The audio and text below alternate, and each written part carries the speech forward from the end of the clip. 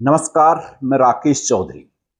बिहार विधानसभा चुनाव में प्रचार जोरों पर है। इस बार चुनाव कांटे का होने वाला है, इसलिए सभी पार्टियों ने जीत के लिए अपनी पूरी ताकत झोंक दी है और चुनाव जीतने के लिए अपनी अपनी रणनीति के हिसाब से सियासी मैदान में कूदी हुई हैं।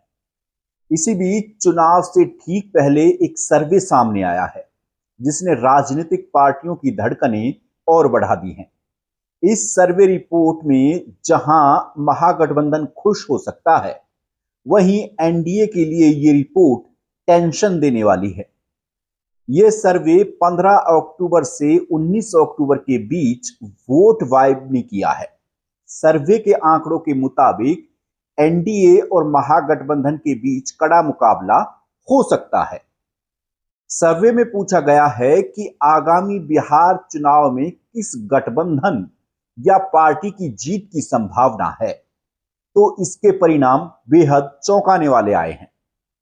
सर्वे के मुताबिक 34.7% लोगों ने कहा कि महागठबंधन को इस बार विधानसभा चुनाव में बढ़त मिलेगी, जबकि 34.4% मतदाताओं ने राष्ट्रीय जनतांत्रिक गठबंधन एनडीए को आगे बताया है। वहीं प्रशांत किशोर की जनसुराज पार्टी को 12.3% लोगों ने जीतने की संभावना जताई है और 8.4% लोगों ने कहा कि इस बार हंग असेंबली यानी मिलीजुली सरकार की संभावना हो सकती है।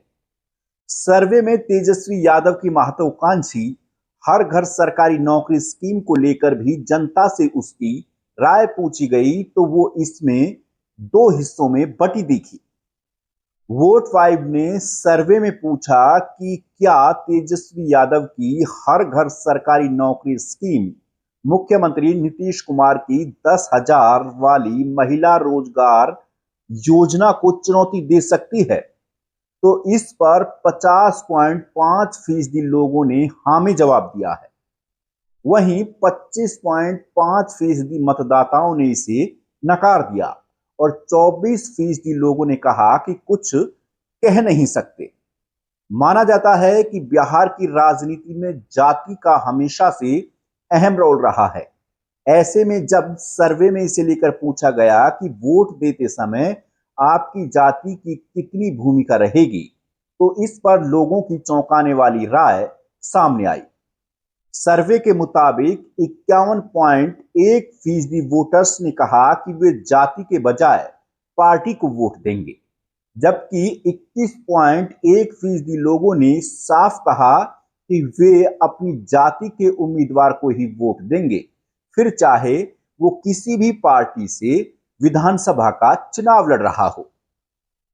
6.1% लोगों ने कहा कि वे अपनी पसंदीदा पार्टी को वोट नहीं देंगे अगर पार्टी उनकी जाति के किसी उम्मीदवार को टिकट नहीं देती है तो। वहीं 21.7% लोगों ने इस सवाल पर कुछ कहने से मना कर दिया। उनका कहना था कि इस बारे में वो कुछ नहीं कह सकते। बहरहाल चुनाव में अभी काफी वक्त है और कहा जाता है कि आखिरी वक्त तक चुनाव में कुछ भी हो सकता है। ये सिर्फ एक रिपोर्ट है जिसमें कुछ लोगों की राय शामिल है। ऐसे में अभी किसी भी नतीजे पर पहुंचना हमारे लिए बेईमानी होगा। फिलहाल के लिए इस वीडियो में इतना ही। आप हमें सपोर्ट करने के लिए हमारे चैनल को सब्सक्राइब करें और हमारा हौसला बढ़ाएं। नमस्कार।